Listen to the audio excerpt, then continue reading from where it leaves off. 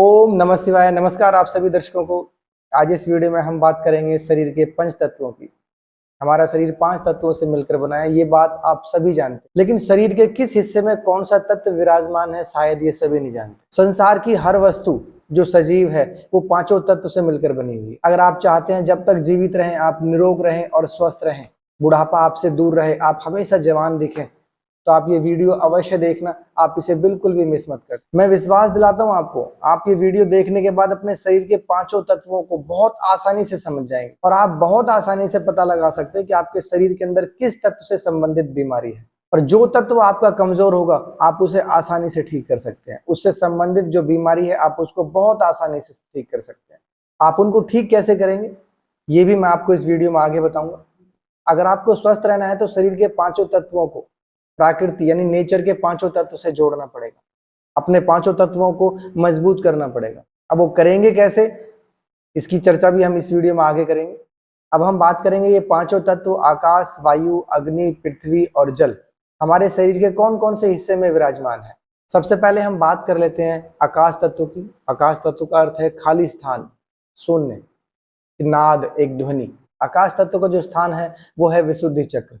आपके गर्दन से लेके और सर तक का हिस्सा ये आपका आकाश तत्व है। अगर इस हिस्से में किसी भी प्रकार की आपकी समस्या है, कान से संबंधित, नाक से संबंधित, मुंह से संबंधित, आंख से संबंधित, गले से संबंधित, सर से संबंधित, किसी भी प्रकार की अगर आपकी कोई भी समस्या है इस हिस्से में, तो समझ लेना आपका आकाश तत्व कमजोर है। आपको अपने आकाश तत्व को मजबूत बनाने की आवश्यकता है। वैसे तो शरीर के हर हिस्से में जो हिस्सा खाली होता है वहां पर आकाश तत्व विद्यमान होता है, क्योंकि आकाश तत्व का अर्थ ही खाली जगह, नाद, गुंजन है। आपने ढोलक देखी होगी, ढोलक के जो बीच का हिस्सा है वो खाली होता है, उसी के कारण उसमें आवाज आती है। बांसुरी है, बांसुरी के बीच का हिस्सा खाली होता है, इसीलिए उसमें साउंड पैदा होती है, एक नाद पैदा होती है, एक ध्वनि पैदा होती है, क्योंकि उनके बीच में आकाश तत्व विद्यमान है। जब हम आकाश की तरफ देखते हो तो वो बिल्कुल खाली होता है।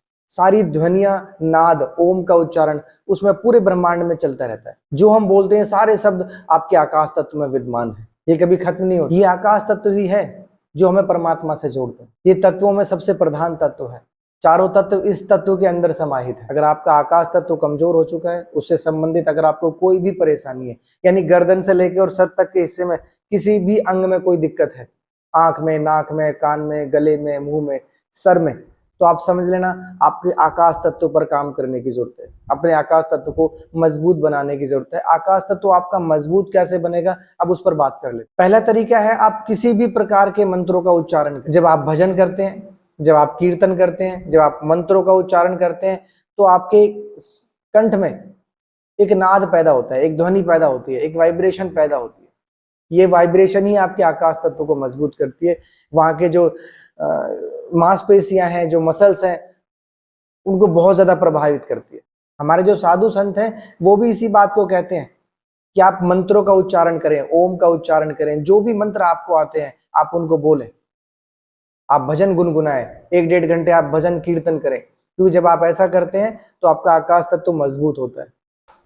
दूसरा साधारण तरीका है आप अपने सूक्ष्म आकाश तत्व को प्रकृति यानी नेचर, ब्रह्मांड के आकाश तत्व से जोड़ दो।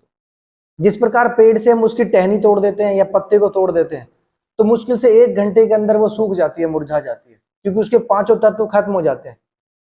वो जब तक उस ब्रह्मांड यानी जब तक वो अपने पेड़ से जुड़ी हुई है, विशाल तत्वों से जुड़ी हुई है, क्योंकि पत्ती के अंदर सूक्ष्म तत्व है, वो उस पेड़ से अवशोषित करता रहता है तत्वों को।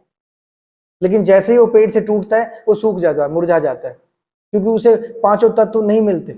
उसी प्रकार से हमें भी सूक्ष्म आकाश तत्व को, जो प्राकृति ब्रह्मांड का आकाश तत्व है, उससे जोड़ना है। अब ये जुड़ेगा कैसे, उसके लिए आप 1.5 से 2 घंटे आप आकाश के नीचे बैठे, आकाश की तरफ निहारें। सुबह शाम 2 बार आप आकाश तत्व के नीचे अवश्य बैठे। आपने देखा भी होगा कई बार हमारी जब विश पूरी हो जाती है तो हम आकाश की तरफ करते हैं, भगवान आपका बहुत बहुत धन्यवाद। क्यों? क्योंकि कोई ना कोई शक्ति तो है ऊपर। 80% लोग घरों के अंदर ही रहते हैं। घरों के अंदर इतनी चकाचौंध रहती है, चारों तरफ लाइटें लाइटें होती है, एसी चल रहे होते हैं, आदमी को एहसास ही नहीं होता धूप का ना सर्दी का। वो घरों के उन्होंने अंदर ही अंदर आकाश बना रखा है, पूरा पूरा दिन उसी के अंदर ही बीतता है उनका। वो बाहर के आकाश तत्व से जुड़े ही नहीं होते। वो निकलते ही नहीं है। या किसी की जॉब ऐसी होती है, ऑफिस ऐसा होता है कि वो सुबह जा रहा है और शाम को जब बिल्कुल अंधेरा हो जाता है तब अपने घर आता है, यानी आकाश के नीचे बिल्कुल ही नहीं बैठता, जिसके कारण उसका आकाश तत्व तो कमजोर होता जा रहा है। यानी गले से लेके और आपके सर तक के उसको रोग ज्यादा हो रहे हैं, मानसिकता रोग ज्यादा हो रहे हैं, आंखों के रोग ज्यादा हो रहे हैं, कानों के मुख के रोग ज्यादा हो रहे हैं, गर्दन के रोग ज्यादा हो रहे हैं। क्यों हो रहे हैं? क्योंकि आपका जो आकाश तत्व है ये कमजोर हो रहा है। जब आप ये दोनों तरीके अपनाएंगे, देखना आपका आकाश तत्व मजबूत हो जाएगा। इस हिस्से से संबंधित कोई भी अगर आपके रोग होंगे वो बिल्कुल दूर हो जाएंगे। इसलिए आप अपने शरीर के सूक्ष्म आकाश तत्व को प्रकृति के आकाश तत्व के साथ अवश्य जोड़ें। 10 से 15 दिन में आपको रिलीफ मिलना शुरू हो जाएगा। अब हम बात करते हैं शरीर के दूसरे तत्व, वायु तत्व। इसका स्थान गर्दन से लेके और छाती के नीचे तक का हिस्सा होता है। इस हिस्से में अगर आपका किसी भी प्रकार का रोग है तो समझ लेना आपका वायु तत्व कमजोर है। मैं बहुत साधारण शब्दों में आपको समझा रहा हूं, आप बहुत आसानी से समझ जाएंगे कि आपको कौन से तत्व से कौन सा रोग है। आप सीधा उसी तत्व पर काम करेंगे और बिल्कुल रोग को ठीक कर लेंगे। बस वीडियो में आप बने रहें और इसे ध्यान से देखें। आप एक बार, बहुत साधारण शब्दों का इस्तेमाल कर रहा हूं मैं, बहुत जितना कोशिश हो सकती है मैं साधारण शब्दों में आपको समझाने की कोशिश कर रहा हूँ। प्राण शक्ति यहीं पर ही वास करती है। इस हिस्से में किसी भी प्रकार की कोई गड़बड़ है, सांस लेने में अगर दिक्कत है, हृदय से संबंधित अगर कोई प्रॉब्लम है, लंग से संबंधित कोई प्रॉब्लम है, तो समझ लेना आपका वायु तत्व कमजोर है। आपको अपने वायु तत्व को मजबूत करने की जरूरत है। शरीर के अंदर आपकी ऑक्सीजन लेवल कम है, प्राण शक्ति आपकी कम है। उस शक्ति को आपको बढ़ाना है, आपके शरीर के अंदर ऑक्सीजन लेवल को बढ़ाना है। अगर आपका वायु तत्व कमजोर है, इस हिस्से से संबंधित आपको कोई भी परेशानी है, तो आप दो तरीकों से बिल्कुल इस परेशानी को ठीक कर सकते हैं। पहला तरीका है आप प्राणायाम करें, क्योंकि जब आप प्राणायाम करेंगे तो आपकी प्राण शक्ति बढ़ती है, प्राणों का आयाम होता है, शरीर के अंदर ऑक्सीजन लेवल बढ़ता है। जब शरीर के अंदर ऑक्सीजन लेवल बढ़ता है तो आपके लंग्स प्यूरिफाई होते हैं, आपका हार्ट भी बहुत अच्छे तरीके से काम करने लग जाता है, क्योंकि उनको पूरी मात्रा में जितनी हमारे शरीर को ऑक्सीजन चाहिए उतनी मिल जाती है। तो इसलिए अगर आपको वायु तत्व को मजबूत बनाना है तो आपको प्राणायाम का सहारा लेना पड़ेगा। आपको प्राणायाम करने पड़ेंगे सुबह और शाम, एक घंटे आप अवश्य प्राणायाम करें। देखना धीरे धीरे आपके लंग्स और आपके हार्ट्स में किसी भी प्रकार की दिक्कत है वो ठीक होने लग जाएगी। दूसरा तरीका है आप अपने वायु तत्व को प्रकृति के वायु तत्व से जोड़ दें। आप 1 से 1.5 घंटे 2 घंटे आप बाहर खुली हवा में, फ्रेश एयर में आप अवश्य रहें। अधिकतर लोग घरों के अंदर ही रहते हैं, एसी की हवा ही लेते हैं, उन्हें शुद्ध ऑक्सीजन मिल ही नहीं पाती। उनका सुबह से लेके शाम तक घर के अंदर ही बंद रहेंगे या ऑफिस के अंदर ही रहते। तो जो वायु तत्व है वो प्रकृति के वायु तत्व से जुड़ ही नहीं पाता है, और हमें शरीर के सूक्ष्म वायु तत्व को प्रकृति के वायु तत्व से जोड़ना है। हमें खुली हवा में रहना है, पार्क हो, कोई भी मैदान हो जहां फ्रेश एयर चलती है, जहां ऑक्सीजन बहुत भरपूर मात्रा में हो, आप वहां 1 से 1.5 घंटे आप अवश्य बैठे। जब आप प्रकृति के साथ रहेंगे, खुले वातावरण में रहेंगे, तो आपको भरपूर मात्रा में ऑक्सीजन मिलेगी और आपका जो वायु तत्व है वो बिल्कुल धीरे धीरे ठीक होने लग जाएगा। किसी गोली और दवाई की आपको कोई जरूरत नहीं है, आपका शरीर खुद ही हीलिंग करता है। जब आप इन 5 तत्वों को धीरे धीरे जोड़ेंगे, देखना आपके जो रोग हैं वो बिल्कुल दूर हो जाएंगे। अब हम बात करते हैं शरीर के तीसरे तत्व, अग्नि तत्व की। इसका जो स्थान है वो आपके चेस्ट से लेकर, यहां से लेकर और आपकी कमर तक है। इस हिस्से से संबंधित अगर आपको किसी भी प्रकार की कोई गड़बड़ी है तो आप समझ लेना आपका अग्नि तत्व कमजोर है। इसी स्थान पर ही हमारे लीवर, किडनी, पैनक्रियाज, छोटी आंत, बड़ी आंत, सारे ऑर्गन्स हमारे यहीं पर ही हैं। अगर उनमें किसी भी प्रकार की कोई गड़बड़ी होती है, वो कमजोर होते हैं। अगर आपका पाचन तंत्र कमजोर होता है तो समझ लेना आपका अग्नि तत्व कमजोर है। इस अग्नि तत्व को मजबूत कैसे बनाना है, ताकि सभी ऑर्गन्स जो इस हिस्से में हैं वो मजबूत बन सकें और बलशाली बन सकें, जिससे आपकी पाचन शक्ति मजबूत हो और अग्नि तत्व से संबंधित जो भी रोग हैं वो आपके दूर हो। अग्नि तत्व का कमजोर होने का सबसे मुख्य कारण होता है आपका व्यायाम ना होना। आप शरीर के अंदर से बिल्कुल भी पसीना नहीं निकालते।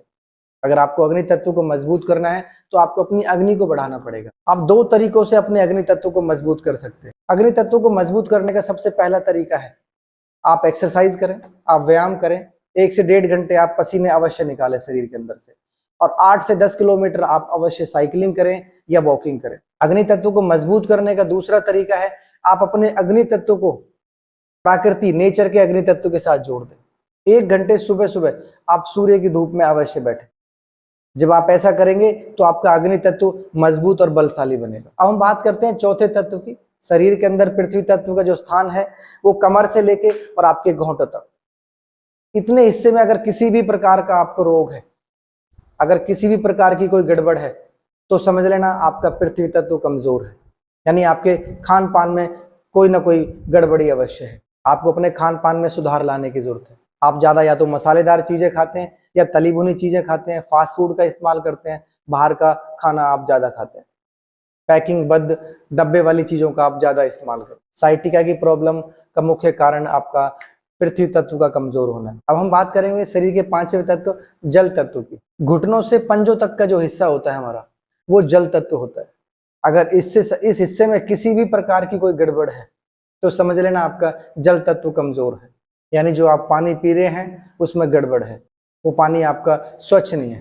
पिंडियों में दर्द, पंजों में दर्द, एड़ियों में दर्द, ये कारण है आपके कि जल तत्व आपका कमजोर है। अब उसके लिए आप अपने जल तत्व को मजबूत कैसे करें? पहला तरीका है आप स्वच्छ जल का सेवन करें। पानी में किसी प्रकार की कोई बैक्टीरिया तो नहीं है, आप अपने पानी को अवश्य चेक करें। दूसरा है आप अपने शरीर के जल तत्वों को प्रकृति के जल तत्व के साथ जोड़ दें। अब वो जुड़ेगा कैसे? उसके लिए आप रसयुक्त जो फल हैं उनका इस्तेमाल करें जिनमें पानी की मात्रा सबसे ज्यादा हो। जैसे सब्जियों में पानी की मात्रा सबसे ज्यादा होती है, सलादों में पानी की मात्रा सबसे ज्यादा होती है, फल आहार लें, नारियल पानी का इस्तेमाल करें। दिन में कम से कम फलों का सेवन, सब्जियों का सेवन, नारियल पानी का सेवन ज्यादा से करें, ताकि आपको जो नेचर से जो जल है वो प्राप्त हो और आपके शरीर में जल तत्व की मात्रा पूरी हो। इसलिए अपने सूक्ष्म जल तत्व को नेचर के जल तत्व के साथ अवश्य जोड़ दें। जब आप ऐसा करेंगे तो देखना आपके शरीर के अंदर जल तत्व की मात्रा जो है वो बढ़ जाएगी और पीढ़ियों से संबंधित, तलवों से संबंधित, एड़ियों से संबंधित जो रोग हैं वो बिल्कुल ठीक हो जाएंगे आपके। ये पांचों तत्व थे जिनके बारे में मैंने आपको जानकारी दी और बहुत साधारण तरीके से मैंने आपको बताया कि आपके शरीर में पांचों तत्व कहाँ कहाँ विराजमान है और इनका क्या क्या काम है। अगर ये पांचों तत्व कमजोर हो जाते हैं तो क्या क्या प्रभाव आपकी बॉडी पर पड़ते हैं, आप इन पांचों तत्वों को कैसे मजबूत कर सकते हैं, ये इस वीडियो में मैंने आपको बहुत साधारण शब्दों में बताया। अगर आपको मेरी वीडियो अच्छी लगी हो तो आप मेरे चैनल को लाइक और सब्सक्राइब अवश्य करें। आज के लिए इस वीडियो में इतना ही। ओम नमः शिवाय। आप स्वस्थ रहें, मस्त